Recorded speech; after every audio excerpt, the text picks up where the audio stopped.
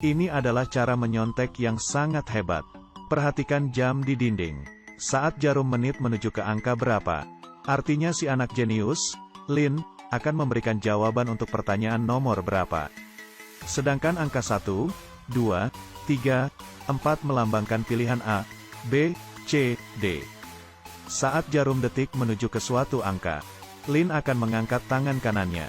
Dan jawabannya adalah pilihan yang sesuai dengan angka yang melambangkannya. Misalkan jarum detik menuju ke angka 3, berarti jawabannya C. Tetapi kali ini, setelah selesai mengerjakan tesnya, Lin si jenius segera menyerahkan kertas tesnya dan pergi. Ada apa? Ternyata rencana sontekan kali ini bukan menggunakan jam. Kali ini, setelah Lin menyelesaikan tesnya dengan cepat, dia menuliskan jawabannya di penghapus. Lalu melewati semua ruang tes dengan angkuhnya.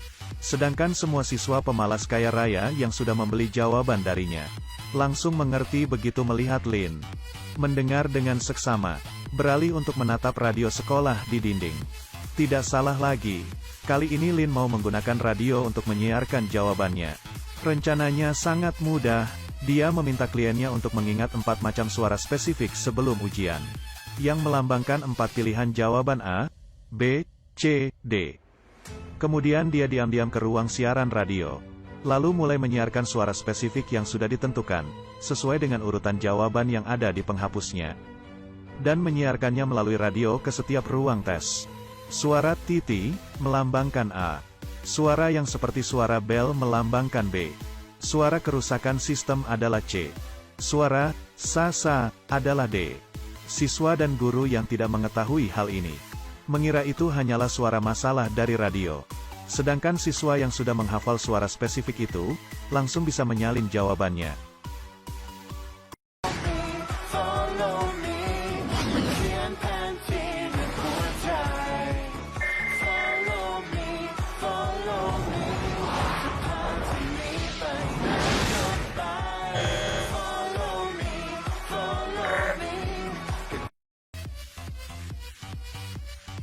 Semua berjalan dengan lancar sesuai dengan rencana. Tetapi setelah ujian pagi selesai, tetap terjadi hal yang tak diduga. Anak lelaki ini tiba-tiba mendengar 2 orang siswa sedang berbicara tentang menyontek. Dan cara menyonteknya membuatnya terkaget-kaget. Dia berkata bahwa setelah mendengar suara teredam, maka radio akan menyiarkan jawaban tes dengan menggunakan suara spesifik, sesuai dengan urutan pertanyaan tesnya. Ini terlalu konyol. Bang tidak percaya hal ini.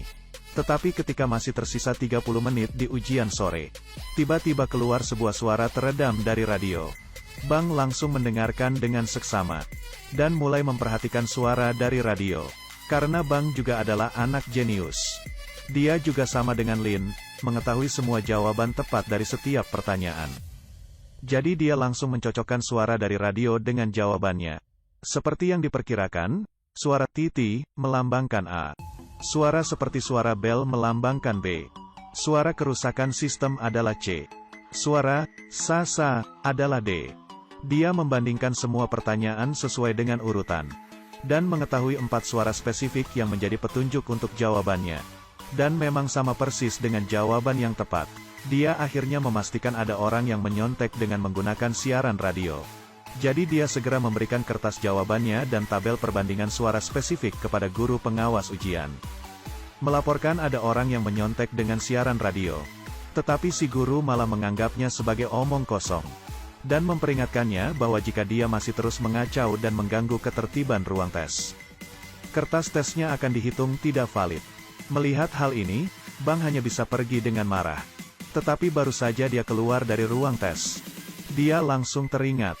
Jika ingin menggunakan siaran radio untuk menyontek, berarti pemberi sontekannya pasti ada di ruang siaran radio.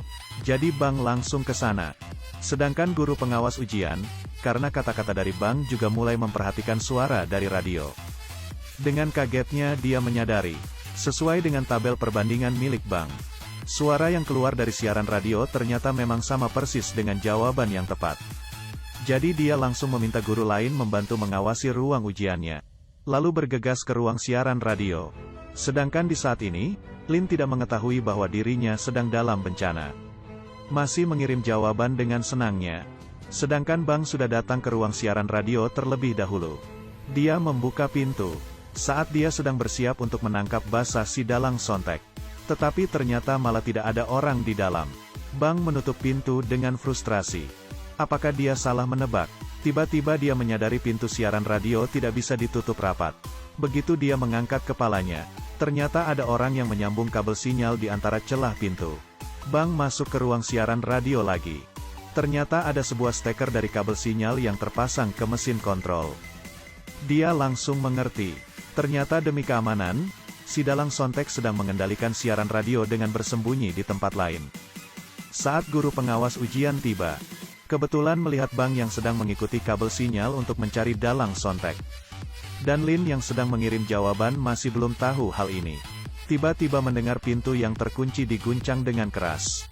Bang masuk menerobos lagi, tetapi di depannya masih tetap tak ada orang.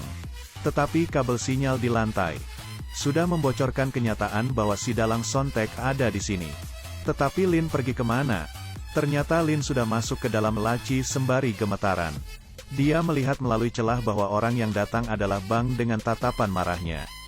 Dan Bang juga menyadari satu-satunya laci yang bisa menjadi tempat sembunyi. Dia mendekat perlahan-lahan.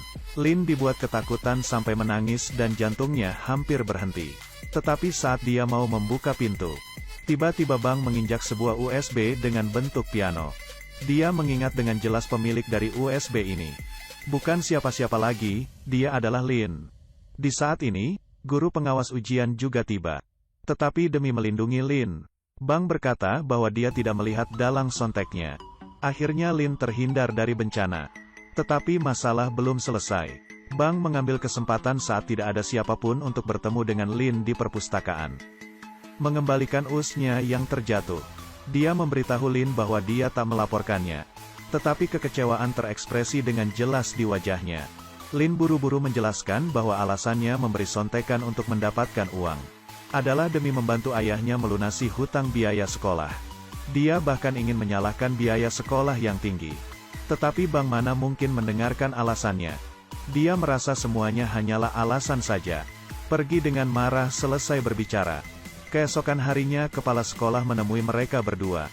Setelah penyelidikan, mereka mengesampingkan kemungkinan bahwa guru yang membocorkan soal tes. Berarti, pasti siswa berprestasi yang mampu mendapat nilai sempurnalah yang mendalangi sontekan kali ini. Dan orang seperti itu di sekolah ini hanya ada mereka berdua. Guru memang lebih ahli. Kepala sekolah langsung mengancam mereka, jika tidak ada yang mengaku, maka semuanya harus menanggung kesalahan. Dan akan membatalkan semua beasiswa mereka berdua. Bang langsung tercengang. Bukannya aku yang melaporkannya, kenapa malah jadinya aku yang kehilangan beasiswa?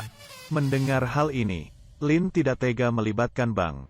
Akhirnya dia mengaku. Kepala sekolah segera memanggil ayahnya Lin untuk memberitahu hukumannya. Tidak naik kelas dan penangguhan kelas selama 1 tahun. Dan membatalkan semua beasiswanya. Ayahnya juga menyuruhnya untuk mengembalikan uang sontekan dari teman-temannya. Dia akan menjual mobilnya untuk melunasi hutang. Lin tidak dapat memberontak ayahnya, jadi dia mengembalikan uangnya ke teman-temannya. Akhirnya Lin memulai masa penangguhan kelasnya yang panjang. Tetapi dia pasti tak menyangka, biarpun dia jauh dari sekolah, dia masih tidak bisa lepas dari nasibnya yang dicari-cari orang.